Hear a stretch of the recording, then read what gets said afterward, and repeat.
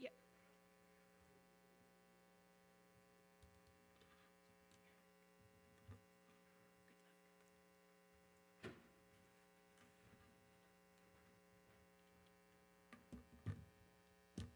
All right.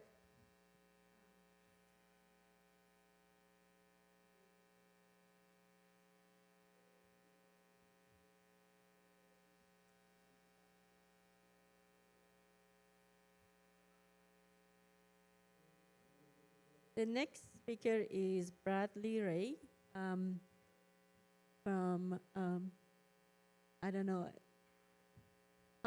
Sorry, British Columbia.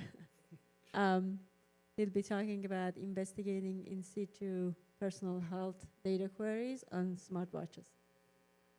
Perfect. Yeah, thank you for the introduction. Yeah, I am currently a PhD candidate at the University of British Columbia. This work was conducted while myself and my supervisor, Pourang Irani, were at the University of Manitoba. So on behalf of my co-authors, Bongshin and Choe as well, I'm happy to be here in person to present our work with you today. So as I'm sure we're all very aware, smartwatches are, year over year becoming increasingly powerful data collection devices. And the smartwatch really benefits from its ability to be able to use under a broad array of usage scenarios. And this is really more so than some of our other devices that we have. And along with its body-worn location, it makes it for a very quick and easy way to access information anytime and anywhere. But when we actually look at accessing this information, what we're currently given are these glanceable visualizations and these displayed metrics. And at the moment, there's really no further interaction that's allowed. And this really limits our information gain.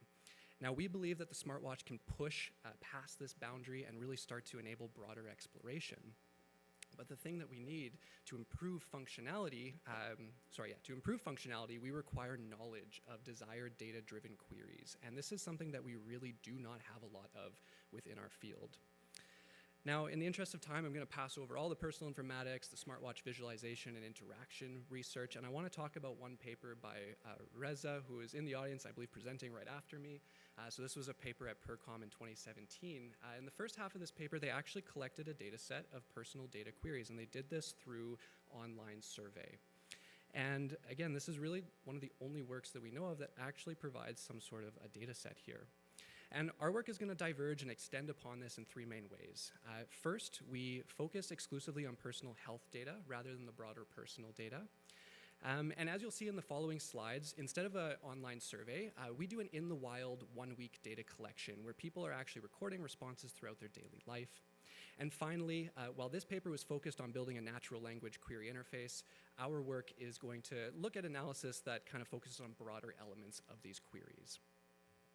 So just to highlight again before I get into the rest of it, our study goal, we really are aiming to support a broader level of in-situ smartwatch data exploration.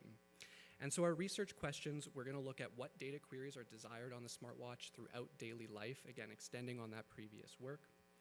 And because we're doing this in situ and in the wild, we're also going to look at where and when these queries are desired.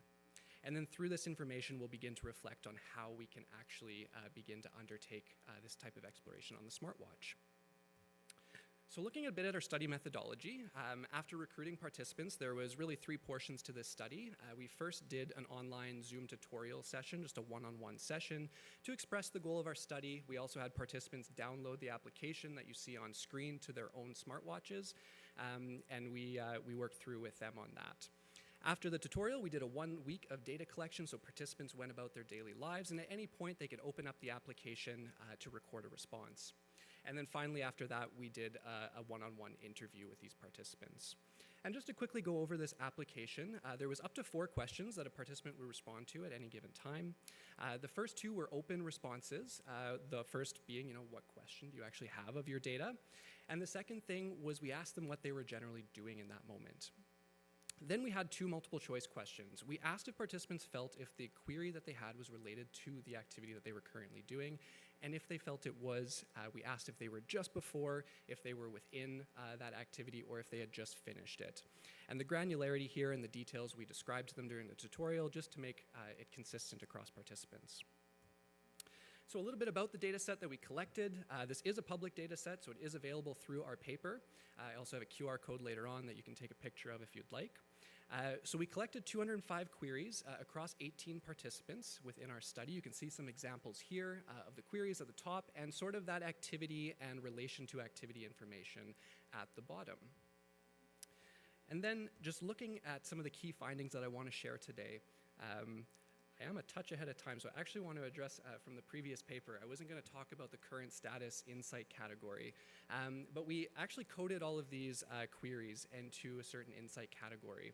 And while there was a lot of general current status queries that you would think of, such as how many steps am I at today, or what is my heart rate, we actually did start to see a lot that were pushing into that derived metric space, where people were either asking about them or asking specifically for a value of one of these derived metrics. So again, I wasn't going to talk about that, but I just wanted to tie that to the previous paper. But the two that I do want to talk about are the preemptive and proactive insight category. So here, participants were actually really viewing the watch as almost like a fitness coach or a personal trainer, where they were asking questions that would give them insight into an activity that they wanted to do in the future. And you can see an example there. And I also want to talk about the contextual insight category. And this by no means is a new insight category within this field. However, a lot of previous work talks about context in terms of weather, location, and time. And we actually found that our participants were wanting to use prior tracked activities as context within a query. And again, you can see an example. And so again, we collected this data throughout daily life, and one of the really interesting findings here was that about 50% of the queries that were recorded were actually of interest outside any tracked activity. And I think that this diverges quite heavily from a lot of previous work that focuses on the smartwatch purely as a tool for activity-based tracking and exploration. And something that was fleshed out in the interviews with participants is that the smartwatch enabled immediacy. So even if we have those other devices that can do a lot of great exploration, while we're out and about, even if we're just moving throughout the house, the smartwatch was that tool that they saw they could go to for a quick question and answer. And of course, we looked at the other 50% of queries that were actually related to an activity. We looked at the distribution before, during, and after, and as well, we found some tendencies towards certain insight categories within those different times. And there's a lot more definitely in the paper if you're interested. So another finding I want to share is about activity-based filtering. So this was a form of temporal filtering that was really implicit. So instead of saying something like, what was my heart rate, say, in the last month? What I can instead do is, again, utilize previously tracked activities to help me actually filter this data. And this was something that we found was very common for participants to do. And the last finding that I want to share is just that context matters. So when we were coding these insight categories and we were talking to participants within the interviews, something that we recognized was that at times the query was maybe a little ambiguous to what result they were actually looking for. And the example I give here is what is my average walking pace?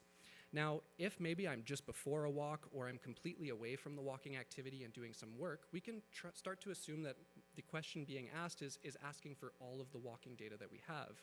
However, let's assume on the left, instead of before a walk, I'm currently within my walk, I'm ongoing, and I just take a pause to ask a question. At this point, the data may start to refer to just the current walk that's taking place. And so for that reason, the context matters. A lot of that sensor data and the information that we have can really go a long way here. All right, and so for my last slide, again, here's that QR code. If you're interested, please take a picture.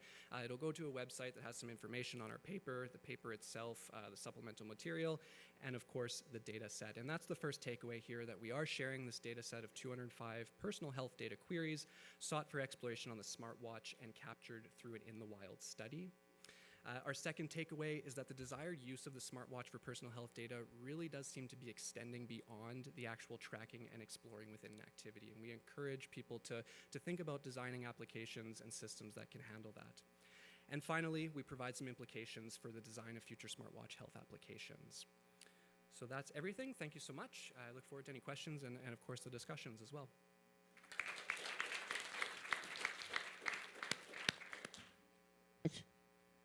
Jason. Thanks for the great talk. I'm Jason Weezy from the University of Utah.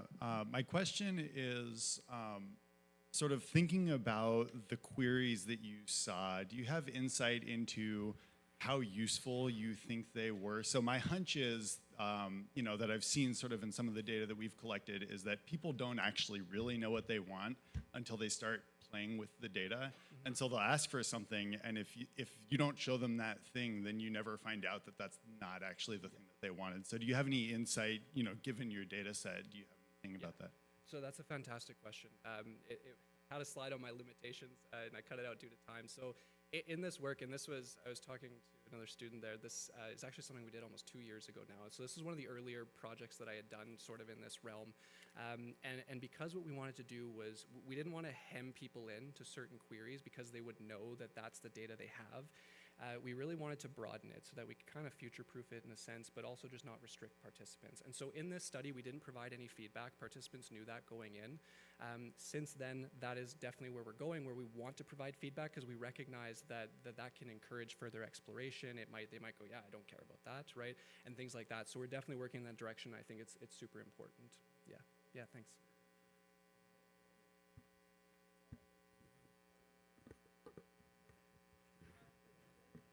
I was just curious if you could tell us anything, Jennifer Road University College London, if you could tell us anything about your participants given the usage pattern differences between able users, disabled users, and medical Sure. people with yeah. illnesses. Thank Yeah, you. so if I remember correctly some of the demographics, so we had 18 participants. I believe the average age was about 30 years old, and we had from 18, I think it was to 56.